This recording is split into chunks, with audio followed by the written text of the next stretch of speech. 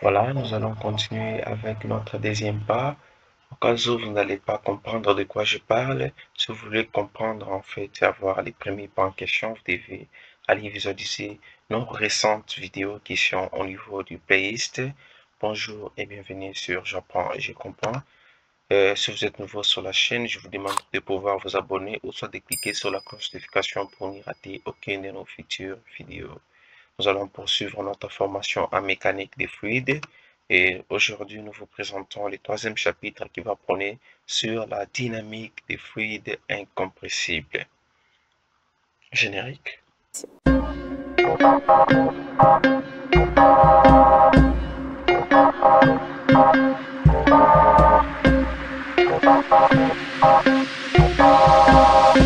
Voilà, nous commençons par l'introduction. Dans ce chapitre, nous allons étudier les fluides en mouvement contrairement aux solides. Les éléments de fluide en mouvement peuvent se déplacer à des vitesses différentes. Qui dit mouvement de fluide parle de l'écoulement de ces derniers. Nous avons l'écoulement des fluides est un phénomène complexe. On s'intéresse aux équations fondamentales qui régissent la dynamique des fluides incompressibles parfaits, en particulier l'équation de continuité et conservation de la masse, les théorèmes de Bernoulli et conservation de l'énergie, et les théorèmes d'Euler, qui est la conservation des quantités des mouvements, à partir duquel on établit les équations donnant la force dynamique exercée par les fluides en mouvement, exemple les jet d'eau. On va commencer par définir l'écoulement permanent. Quid est-ce? L'écoulement d'un fluide est dit permanent si le champ de vecteur vitesse des particules fluides est constant dans les temps. Notons cependant que veut dire que le champ de vecteur vitesse est uniforme dans l'espace. L'écoulement permanent d'un fluide parfait et incompressible est donc le seul que nous aurons à considérer dans ces cours. Un écoulement non permanent conduirait à considérer des effets d'inertie des masses fluides. Nous avons l'équation de continuité. Considérons une veine d'un fluide compressible des masses volumiques ρ animée d'un écoulement permanent. Voilà notre veine en question. On désigne par S1 et SD respectivement la section d'entrée et la section de sortie du fluide à l'instant T. S1' et SD' respectivement les sections d'entrée et de sortie du fluide à l'instant T' qui est sûrement ddt plus sa variation. V1 et VD les vecteurs vitesse d'écoulement respectivement à travers les sections S1 et SD de la veine, dx1 et dxt respectivement les déplacements des sections S1 et SD pendant l'intervalle de temps ddt. ddm1 qui est la masse élémentaire entrante comprise entre les sections S1 et S1', ddmd qui est la masse élémentaire sortante comprise entre les sections SD et SD', M qui est la masse comprise entre S1 et SD. Vous pouvez voir ça au niveau de notre figurette qui se trouve juste là. Nous avons ddv1 qui est le volume compris entre les sections S1 et S1', ddvd qui est le volume sortant entre les sections SD et SD'. En l'instant T, des fluides compris entre S1 et SD a une masse égale à ddm1 plus m. À l'instant T plus ddt, le fluide compris entre S1' et SD' a une masse égale à M plus ddmt, comme vous pouvez le voir au niveau de cette facette. Par conservation des masses, ddm1 plus m égale à m plus ddmd. En simplifiant par m, on aura ddm1 égale à ddmd. Donc, ρ1 ddv1 égale ρd ddvd, ou encore S1 ρ1 S1 ddx1 égale à ρd sd suivant ddxd. En divisant par ddt, on aboutit à ρ1 S1 ddx1 sur ddt égale à ρd sd ddxt sur ddt. Par équivalence, on devrait vous rendre compte que ça va nous donner ρ1 S1 V1 égale à ρ2 SD VD, puisque le fluide est incompressible, ρ1 égale à ρ2 égale à ρ, on peut simplifier et aboutir à l'équation des continuités suivantes. S1 V1 égale à SD VD, ce qui veut dire que le volume entrant dans la section 1 est égal au volume sortant à la section D. Donc le volume V1 entrant à la section S1 est égal au volume sortant SD à la section VD. C'est ça en fait qu'on appelle l'équation des continuités. Voilà. On va maintenant parler des notions des débits. On commence par les débits massiques. Le débit massique d'une veine fluide est la limite du rapport ddm sur ddt quand ddt tend vers 0. Le débit massique noté qui m égale à ddm sur ddt égale à ρ S1 multiplié par ddx1 sur ddt égale à ρ SD multiplié par ddxt divisé par ddt, où qui m est la masse du fluide par unité de temps qui traverse une section droite quelconque de la conduite. ddm, c'est la masse élémentaire qui traverse la section pendant un intervalle de temps, et ddt, c'est l'intervalle de temps. Ce que vous devez savoir est que le débit massique, c'est sûrement le rapport entre la masse et le temps. Et vous avez aussi ddx1 ddt égale à v1, et avec v1 qui est la vitesse moyenne d'écoulement de la veine du fluide à travers S1, ddx sur ddt égale à vd. Sa valeur absolue nous donne aussi la vitesse moyenne d'écoulement de la veine fluide à travers la section 2. Nous aurons l'équation de la continuité qui m égale à ρ S1 V1 égale à ρ SD V2. D'où, dans une section droite quelconque S de la veine fluide à travers laquelle le fluide s'écoule à la vitesse moyenne V, qui m sera égal à ρ SV. Pourquoi? À cause de l'équation de continuité, vu que le volume entrant dans une section 1 est égal au volume sortant dans la section 2. Donc la section entrante et la section sortante. Qui m, c'est le débit massique en kg par seconde. Rho, c'est la masse volumique en kg par mètre cube. S, c'est la section de la veine du fluide en mètre carré. Et V, c'est la vitesse moyenne du fluide à travers S en mètres par seconde. Voilà. Il ne faut pas confondre V et V. Là, ce n'est pas le volume, mais c'est la vitesse. Donc, voilà, nous allons continuer avec la suite. On va maintenant parler des débits volumiques. Contrairement au débit massique, les débits volumiques, c'est sûrement la limite du rapport, donc le rapport entre le volume et le temps, quand ddt tend vers 0. Vous avez là la formule qui montre que les débits volumiques, c'est quoi? C'est sûrement les rapports entre les volumes et les temps, où qui V, c'est le volume du fluide par unité qui traverse une section droite quelconque de la conduite. dV, c'est le volume élémentaire en mètres cubes ayant traversé une surface S pendant un intervalle de temps ddt. Nous avons ddt qui est l'intervalle de temps en secondes. En notant que ddv égale à ddm divisé par ρ, on peut écrire également que QV égale à QM divisé par ρ.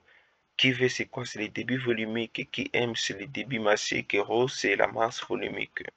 D'où QV égale à quoi? QV égale à S multiplié par V, donc la section multipliée par la vitesse. Et nous avons la relation entre débit massique et débit volumique. À partir des relations précédentes, on peut déduire facilement la relation entre les débits massiques et les débits volumiques. Les débits massiques, c'est quoi? Le débit massique est directement proportionnel à la masse volumique multipliée par les débits volumiques. C'est ce que vous devez retenir. On passe maintenant au théorème de Bernoulli pour les cas d'un écoulement sans échange de travail. Nous considérons toujours notre veine là qu'on avait récemment avec ce qui est le point du milieu, et puis nous avons la section entrante S1 et puis la section sortante SD, et puis nous avons des forces F1 entrant et la force qui est au niveau de la section D qui est FD, et nous avons la différence d'attitude Z1 et puis ZD. Reprenons le schéma de la veine que vous voyez ci-bas. Voilà, le fluide est parfait et incompressible. L'écoulement est permanent. L'écoulement est dans une conduite parfaitement lisse. On considère un axe Z vertical dirigé vers les hauts. Voilà notre axe Z qui est là, qui est dirigé vers les hauts.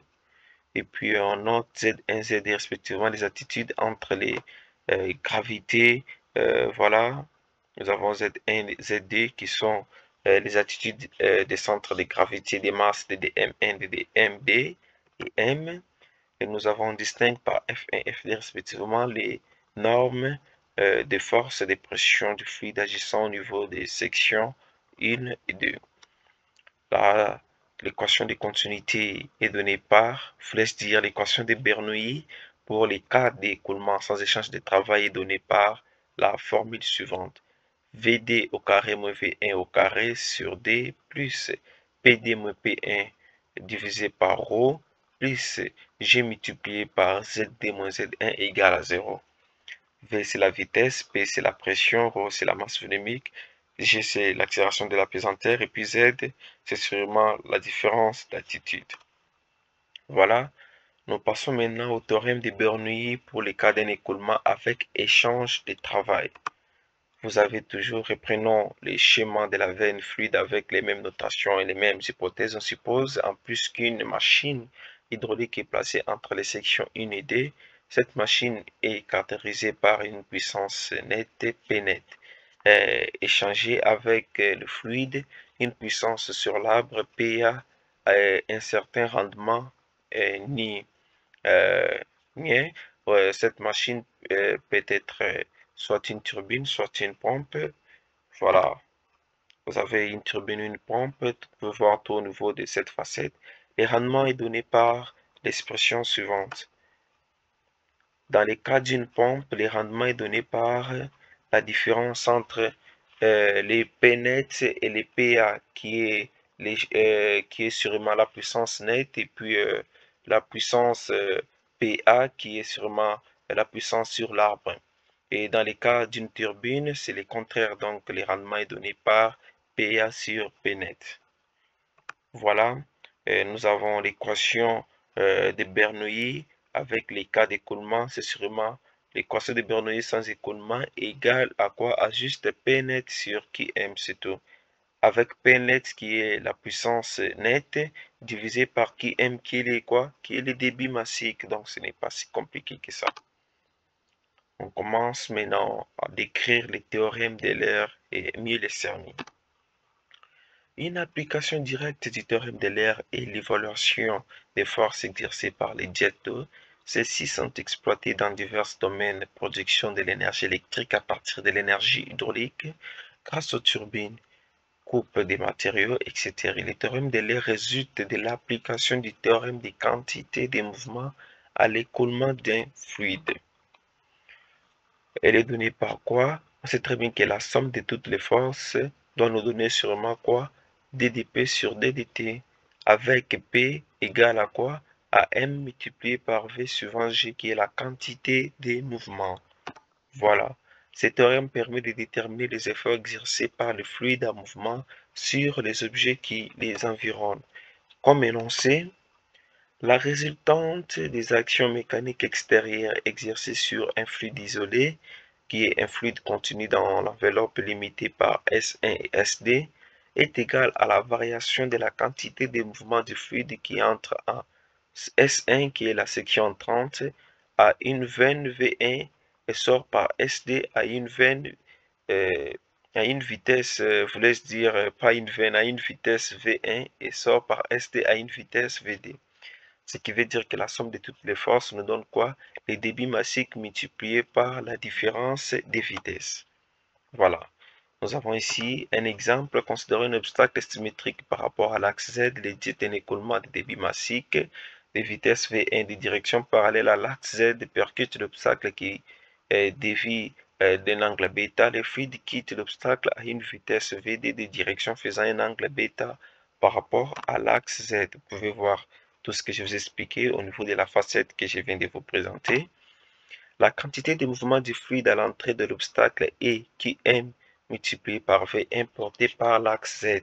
La quantité de mouvement du fluide à la sortie de l'obstacle est Qmvm multiplié par cosinus bêta porté par l'axe Z. Pourquoi? Parce que vous allez vous rendre compte qu'ici, lorsque nous avons les débits massiques qui entrent ici, vous allez vous rendre compte que ce débit massique multiplié par les volumes aura sûrement une influence le long de l'angle que forment les deux diétos que vous voyez là. La force opposée au jet étant égale à la variation de la quantité du mouvement, nous aurons la force résultante R sera égale à Qm, le débit massique, multiplié par Vd, multiplié par les cosinus bêta, moins Qm, multiplié par V1. La force F exercée sur l'obstacle en direction des ZD est égale à l'opposé de celle-ci, ce qui nous remet à cette relation. F, qui est la force en question, égale à Qm, qui est le débit massique, multiplié par Vm, Vd multiplié par cosinus de bêta, Vd. Pourquoi? Parce que vous allez voir qu'au niveau de Vd, nous avons sûrement un angle donné qui forme les deux diétos avec l'axe de Z. Voilà.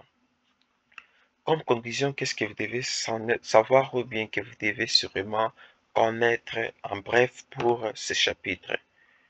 Voilà, en fait, notre conclusion. Les lois et les équations établies dans ce chapitre, en particulier l'équation de Bernoulli, ont un intérêt pratique considérable du moment où elles permettent de comprendre les principes de fonctionnement de beaucoup d'instruments de mesure de débit tels que les tubes de Pitot, les tubes de Venturi, les diaphragmes, etc. Réservés aux fluides incompressibles, ces lois et équations peuvent être employées dans certains cas particuliers pour le fluide compressible à faible variation de pression. À une variation existe de plusieurs cas de pratique. Voilà.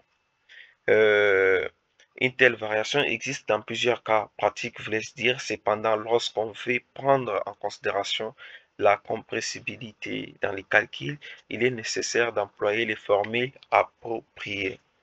J'espère que cette vidéo vous aurait plu.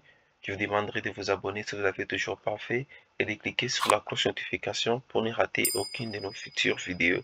Alors sur ce, je n'ai qu'à vous dire merci à tous et à la prochaine.